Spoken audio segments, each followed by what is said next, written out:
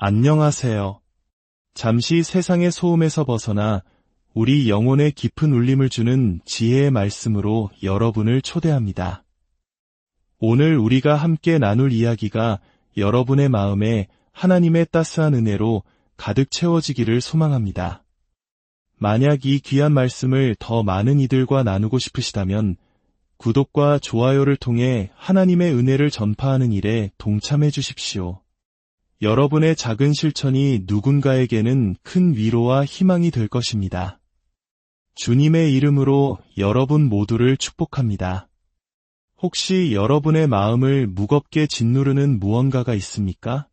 세상을 둘러볼 때 유독 여러분의 마음을 불편하게 하고 아프게 하는 문제가 있나요?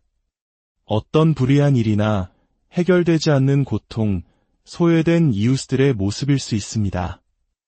누군가는 저들을 위해 나서야 하는데 하는 안타까운 마음이 들 때가 있을 겁니다.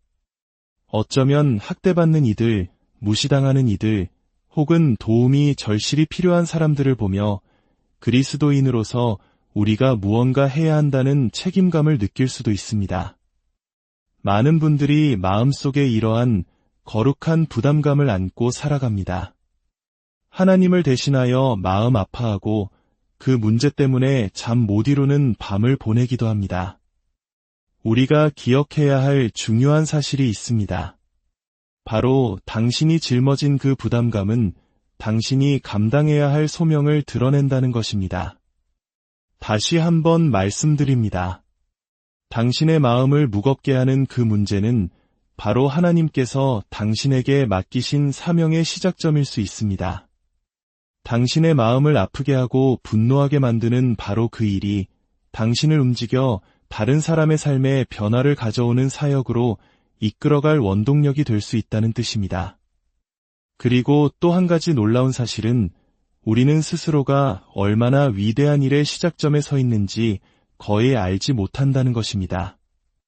느헤미야의 이야기는 우리 한국인들에게 특히 더 깊은 울림을 줍니다. 폐허가 된 땅 위에서 한강의 기적을 일궈낸 우리 부모님 세대의 땀과 눈물을 떠올리게 하기 때문입니다. 모든 것이 무너진 절망 속에서도 믿음과 기도로 벽돌 한 장 한 장을 쌓아 올렸던 그들의 모습이 느헤미야의 이야기와 겹쳐 보입니다. 오늘 우리는 구약 성경에 등장하는 느헤미야라는 한 평범한 인물의 놀라운 이야기를 통해 하나님이 주신 부담감을 어떻게 위대한 사역으로 바꿀 수 있는지 배우고자 합니다. 오늘 말씀의 제목은 선한 일을 행하여 세상을 변화시키라입니다. 먼저 시대적 배경을 살펴보겠습니다. 때는 기원전 587년 사악한 왕이었던 바벨론의 느부갓네살 왕이 예루살렘을 침공했습니다. 그는 도시를 완전히 파괴했고 이스라엘 백성의 삶과 문화, 가치관, 그리고 가장 중요했던 성전마저 잿더미로 만들었습니다.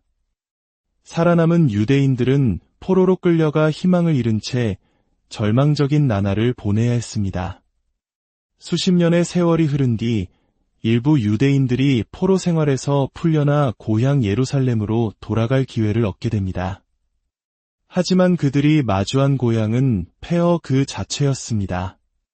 경제 기반도, 일자리도, 정부도, 지도자도 그 어떤 시스템도 남아있지 않았습니다.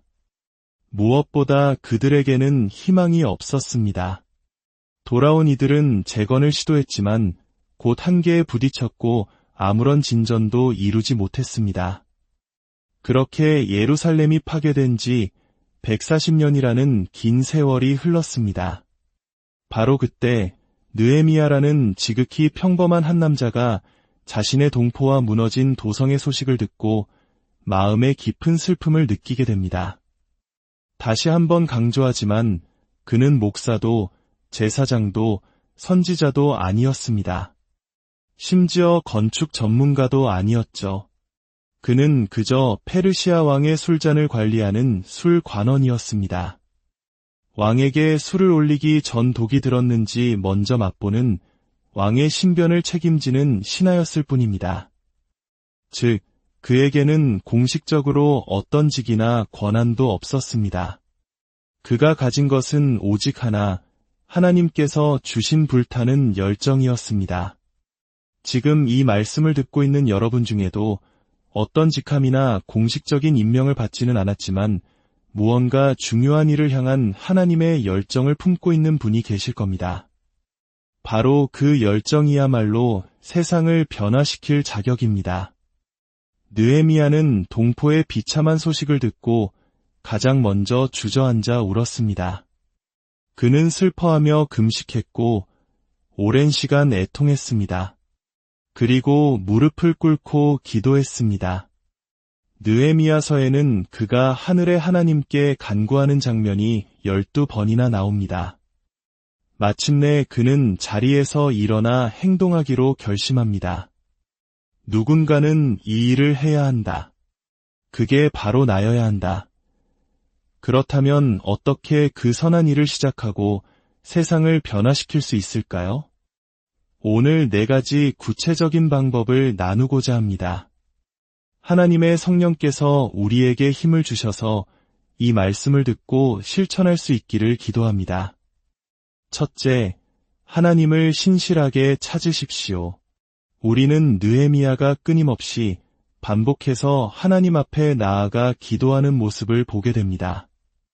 성경의 기록을 보면 느헤미야가 동포의 소식을 들은 때는 기슬르월이었습니다. 우리 달력으로는 11월과 12월 사이입니다. 그는 그때부터 기도하기 시작해서 니산월까지 기도를 이어갑니다. 니산월은 기슬르월로부터 넉 달 뒤입니다. 무려 넉 달 동안 그는 금식하고 마음 아파하며 하늘의 하나님을 찾고 또 찾았습니다. 왜 이렇게 했을까요? 그는 자신의 모든 발걸음을 하나님께서 인도해 주시기를 간절히 원했기 때문입니다. 술관원이 왕에게 개인적인 부탁을 하는 것은 지극히 위험한 일이었습니다. 술관원의 임무는 왕의 근심을 덜어주는 것이지 왕에게 어려운 소식을 전하거나 부담을 주는 것이 아니었기 때문입니다. 느헤미야 2장 1절에 이런 상황이 묘사됩니다. 내가 왕 앞에서 수심에 잠긴 적이 없었는데 왕이 내게 물으셨다. 내가 아픈 데도 없는데 어찌하여 얼굴에 슬픈 기색이 있느냐? 이는 필시 마음에 근심이 있음이로다. 왕은 느헤미야와 매우 가까웠기에 그의 표정만 보고도 마음의 상태를 알아차렸던 것입니다. 4절에서 왕이 다시 묻습니다. 내가 무엇을 원하느냐? 바로 그 순간 느헤미야가 어떻게 행동하는지 보십시오. 그는 내가 곧 하늘의 하나님께 묵도하고 라고 기록합니다.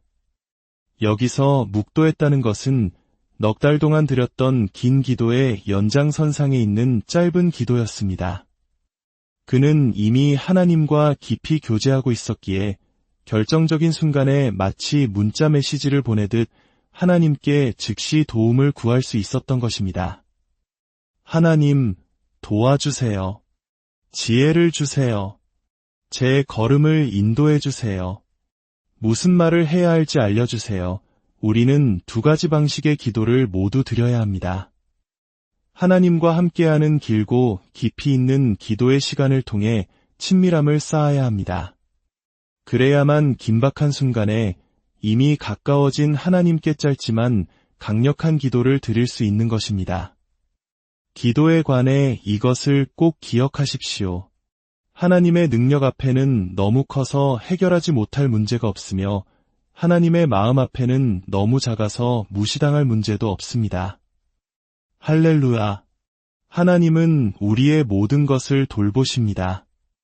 만약 어떤 일이 당신의 마음에 부담이 된다면 그것을 그대로 하나님께 가져가십시오.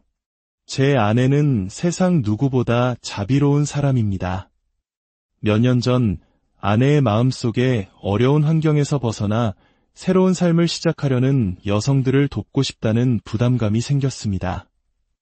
인신매매나 감옥, 학대의 고통에서 벗어난 이들, 중독을 이겨내고 가정을 되찾으려는 이들을 돕고 싶다는 마음이었습니다. 그래서 우리는 함께 하나님을 신실하게 찾기 시작했습니다. 몇 달이고 기도하고 기다리고 또 기도하고 기다렸습니다. 마침내 하나님께서 마음을 주셔서 그들을 위한 쉼터를 열기로 하고 집을 알아보기 시작했습니다. 며칠이 지나지 않아 기적 같은 일이 일어났습니다. 한 여성분이 완벽하게 수리하고 가구까지 모두 갖춰놓은 집을 보여주었습니다. 놀랍게도 그분은 원래 이익을 남기기 위해 집을 수리하고 있었는데 공사 도중 하나님으로부터 어려운 상황에 처한 여성들을 돕는 집으로 이 공간을 준비하라는 마음의 음성을 들었다고 합니다. 영리를 목적으로 시작한 프로젝트 중간에 하나님의 뜻에 순종하여 방향을 바꾼 것입니다. 그녀는 저희를 보며 말했습니다. 믿을 수가 없네요. 제가 준비해온 바로 그분들이 당신들이군요. 하나님은 기도에 응답하십니다. 그 씨앗은 이제 여러 채의 집으로 늘어났고 그곳을 거쳐간 여성들이 이제는 다른 이들을 돕는 직원으로 일하고 있습니다. 이 모든 일은 어디서 시작되었을까요? 바로 수개월에 걸친 간절한 기도에서 시작되었습니다. 하나님의 능력 앞에는 너무 큰 문제가 없고 그분의 마음 앞에는 너무 작은 문제도 없습니다. 신실하게 하나님을 찾으십시오. 만약 여러분의 비전이 기도를 필요로 하지 않는다면 그 비전은 충분히 크지 않은 것입니다. 여러분은 하나님의 능력이 아니고서는 도저히 이룰 수 없는 믿음으로 가득 찬 위대한 꿈을 꾸어야 합니다. 둘째, 비전을 명확하게 정의하십시오. 대부분의 사람들에게 문제는 관심이 부족한 것이 아니라 명확성이 부족한 것입니다. 자신이 무엇을 하도록 부름받았는지 구체적으로 정의하지 못하는 것이 문제입니다. 왕이 느헤미야에게 묻습니다. 내가 무엇을 원하느냐? 느헤미야는 단 한 문장으로 대답합니다. 왕이 만일 좋게 여기시고 종이 왕의 목전에서 은혜를 얻었사오면 나를 유다 땅 나의 조상들의 묘실이 있는 성읍에 보내어 그 성을 건축하게 하옵소서. 한 문장입니다. 완벽한 명확성입니다. 저를 유다로 보내주십시오. 그래서 제가 그 성벽을 재건하게 해주십시오. 많은 사람들이 이렇게 말하지 못합니다. 왕이시여, 실은 제가 요즘 고민이 좀 있는데요. 제 고향이 예루살렘인데 거기 사는 친척한테서 소식을 들었거든요. 상황이 좀 안 좋다고 해서요. 그래서 제가 한번 선교 여행 같은 걸로 거길 가볼까 생각 중이에요. 솔직히 왕의 술 시중 드는 것도 좀 지치고요. 그래서 혹시나 해서 왕께 한번 여쭤보는 건데 어떻게 생각하세요? 이런 모호함으로는 아무것도 이룰 수 없습니다. 여러분의 문제는 관심 부족이 아니라 명확성 부족입니다. 여러분은 무엇을 하고 싶으십니까? 하나님은 당신에게 무엇을 하라고 부르시고 있습니까? 아이들을 돕고 싶어요. 좋습니다. 어떻게 도울 건가요? 기본적인 필요가 채워지지 않은 아이들인가요? 글을 읽지 못하는 아이들인가요? 학대받는 아이들인가요? 집이 없는 아이들인가요? 어디에 있는 아이들인가요? 당신의 도시, 당신의 나라, 아니면 세상 다른 곳인가요? 만약 당신이 그것을 명확하게 정의할 수 없다면 당신은 그 일을 할 수 없습니다. 하나님께서 당신을 부르셨다면 그 비전을 명확하게 정의하십시오. 우리 가족이 2025년까지 주택담보대출을 제외한 모든 빚에서 벗어나도록 이끌겠습니다. 이것은 명확합니다. 2026년 졸업 전까지 우리 반 모든 학생에게 개인적으로 예수님에 대해 전하겠습니다. 이것은 정의할 수 있고 실행 가능합니다. 한 문장으로 하나님께서 당신에게 하라고 이끄시는 일은 무엇입니까? 셋째, 계획을 신중하게 세우십시오. 계획 없는 목표는 단지 소망일 뿐입니다. 어떤 분들은 그저 소원만 빌고 있습니다. 계획을 세우십시오. 때로는 가장 영적인 일이 체계적으로 정리하는 것입니다. 하나님은 질서의 하나님이십니다. 느헤미야가 얼마나 구체적으로 계획했는지 보십시오. 6절에서 왕이 묻습니다. 내가 얼마나 걸릴 것이며 언제 돌아오겠느냐? 느헤미야는 제가 기한을 정하고 라고 대답합니다. 그는 즉시 구체적인 시간을 제시했습니다. 그리고 그는 덧붙입니다.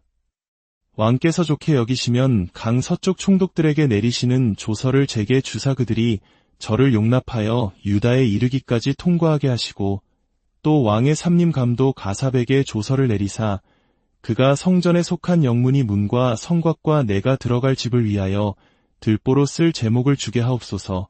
그는 무엇을 했습니까? 그는 보호와 공급을 요청했습니다.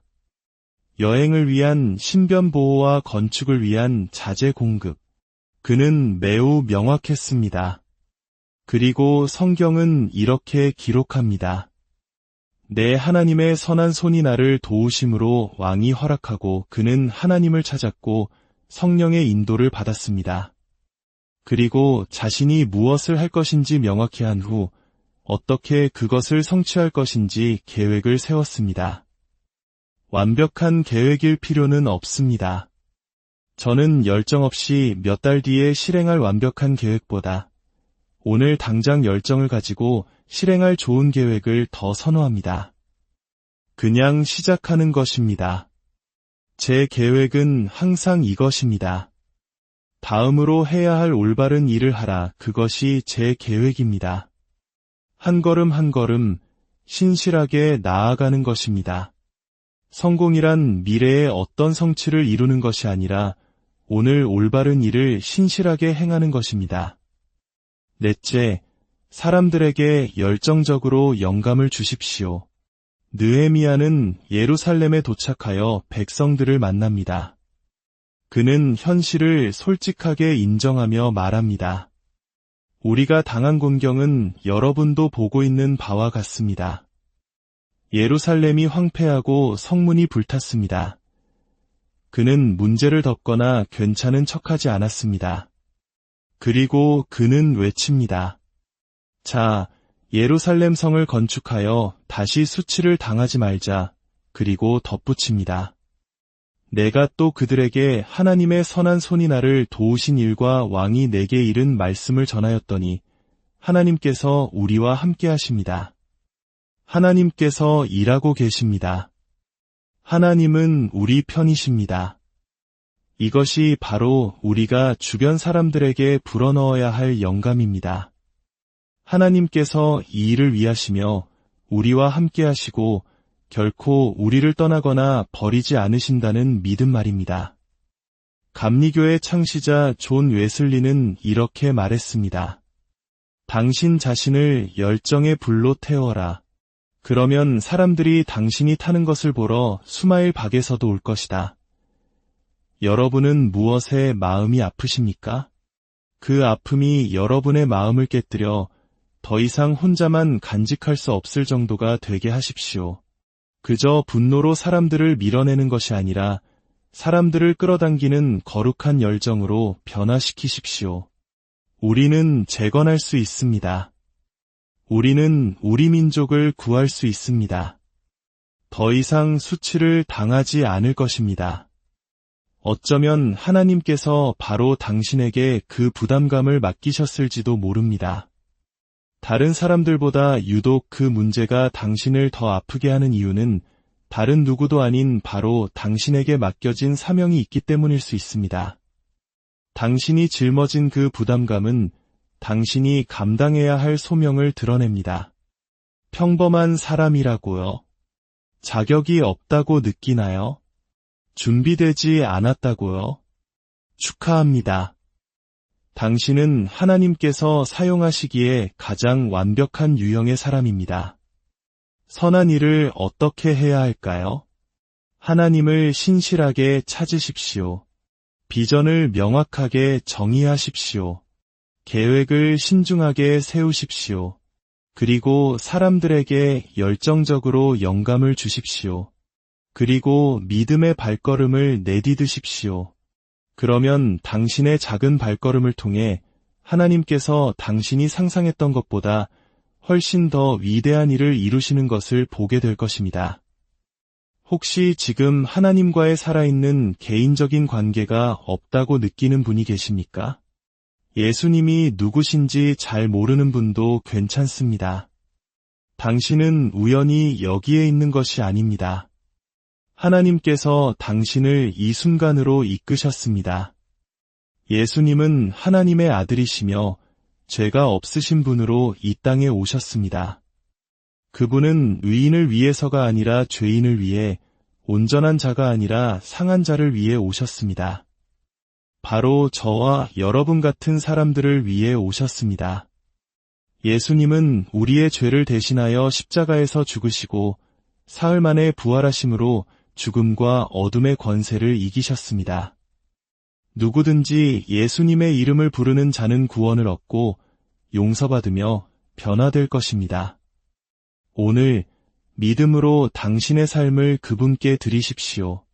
함께 기도하겠습니다. 하늘에 계신 아버지 하나님, 제 모든 죄를 용서하여 주시옵소서. 예수님, 저를 구원하여 주시고 저를 변화시켜 주시고 저를 새롭게 하여 주시옵소서. 주의 성령으로 저를 채워주셔서 주께서 저를 부르신 그 일을 감당하게 하옵소서. 한 걸음 한 걸음 저를 주의 온전한 뜻으로 인도하여 주시옵소서. 이제 제 삶은 주님의 것입니다. 새 생명을 주심에 감사드립니다. 제 삶을 주님께 드립니다. 예수님의 이름으로 기도합니다. 아멘. 오늘 나눈 느헤미야의 이야기가 여러분의 삶에 살아있는 하나님의 말씀이 되기를 소망합니다. 주님의 평안이